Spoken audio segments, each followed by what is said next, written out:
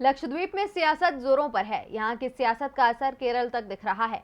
विपक्ष का आरोप है कि मुस्लिम बाहुल्य इस द्वीप समूह का मोदी सरकार भगवाकरण करने की कोशिश में है। इसीलिए यहाँ बीफ बैन किया जा रहा है और शराब की बिक्री पर लगा प्रतिबंध हटाया जा रहा है। और अब एक नया मामला सामने आया है, जिसके बाद सरकार की मंशा पर सवाल खड़े हो गए हैं। तो क्या किया है लक्षद्वीप के प्रशासक ने, देखिए ये रिपोर्ट। लक्षद्वीप के प्रशासक प्रफुल्ल पटेल इस समय पूरे देश में सुर्खियों में हैं। वो लक्षद्वीप के विकास के नाम पर ऐसे फैसले ले रहे हैं कि स्थानीय लोग अब उनके खिलाफ एकजुट हो गए हैं। लक्षद्वीप में विधानसभा नहीं है, ये एक केंद्र शासित प्रदेश है, इसीलिए यहाँ का प्रशासन सीधे केंद्र के नियंत्रण में होता है। केंद्र यहाँ प्रशासक की नियुक्ति करता है और प्रफुल्ल पटेल इस समय यहाँ के प्रशासक हैं, जो पीएम मोदी और अमित शाह के बेहद करीबी माने जाते हैं। उन्होंने यहाँ जमीन अधिग्रहण, बीफ और शराब को लेकर कानून का एक मसौदा तैयार किया है। गृह मंत्रालय की अभी इस पर मुहर नहीं लगी है। गृह मंत्रालय की मंजूरी के बाद इस मसौदे को लक्षद्वीप में लागू कर दिया जाएगा।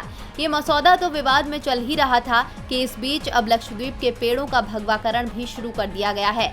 लक्षद्वीप में अब पेड़ों को सफेद और भगवा रंग में रंगा जा रहा है। जिन पेड़ों को रंगा जा रहा है उनमें लक्षद्वीप की पहचान माने जाने वाले नारियल के पेड़ भी शामिल हैं। इन पर अब भगवा रंग दिखाई देने लगा है।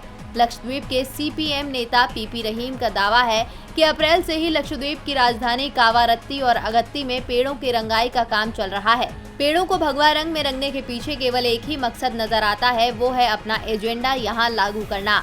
यहाँ के लोग साधारण लोग हैं। शुरुआत में हमें ये काम बिल्कुल नॉर्मल लगा, लेकिन अब सामने आ रहा है कि पटेल का एजेंडा अपनी पार्टी की विचारधारा पर आधारित है। लक्षद्वीप के लोगों को तमिलनाडु और केरल से जबरदस्त समर्थन मिल रहा है। केरल में तो बीजेपी छोड़ सभी दल एकजुट दिखाई दे रहे हैं।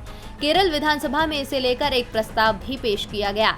सीएम विजयन ने प्रस्ताव पेश करते हुए कहा कि एक एजेंडे के तहत नारियल के पेड़ों को भगवा रंग से रंगा गया है। ये लक्षद्वीप में कॉरपोरेट हितों और भगवा एजेंडे को लागू करने का प्रयास है। ये लक्षद्वीप में स्थानीय जीवन शैली और पारिस्थितिकी तंत्र को समाप्त करके पीछे के दरवाजे से भगवा एजेंडे को लागू करने की कोशिश है। इस बीच ये मामला केरल हाईकोर्ट भी पहुंच गया है। लक्षद्वीप विकास प्राधिकरण नियमन 2021 यानी LDAR और सामाजिक गतिविधि रोकथाम अधिनियम पेश किए जाने के खिलाफ सुनवाई शुरू कर दी है। हाईकोर्ट ने केंद्र सरकार से इस मामले में 2 सप्ताह के अंदर अपना रुख स्पष्ट करने को कहा है। ये याचिका कांग्रेस नेता KP नौशाद अली ने दायर की है। टीवी लाइव की रिपोर्ट।